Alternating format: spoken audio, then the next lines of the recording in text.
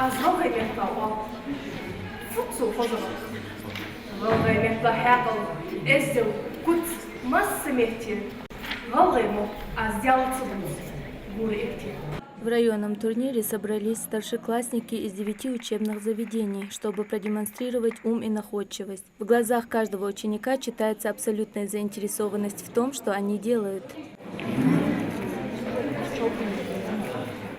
Каждая команда состоит из 5-6 человек во главе с капитаном. Конкурс проходит в 3 тура. В первом важно правильно написать и разобрать предложение. Второе задание творческое. Команде на выбор дают спеть песню или показать сценку.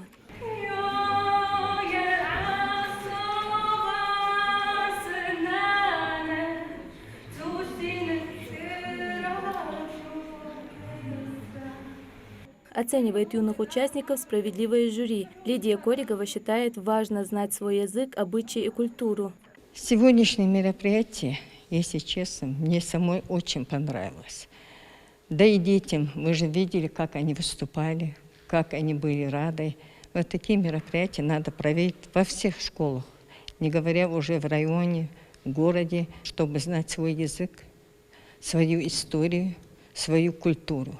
В нелегком состязании каждая команда проявила себя во всей красе, показав отличный уровень знаний национальных особенностей, науки, культуры, истории и литературы. Сегодня победителями стали 17-я и 26-я школа. Первое место разделили на 2 команды, хотя давали дополнительные вопросы. Тем не менее, отвечали они вместе. Было принято решение, что на республиканский турнир приглашаются 2 команды. Очень счастлив, что мы с командой, наш труд, который мы показали, оправдался, что у нас получилось выйти на регион.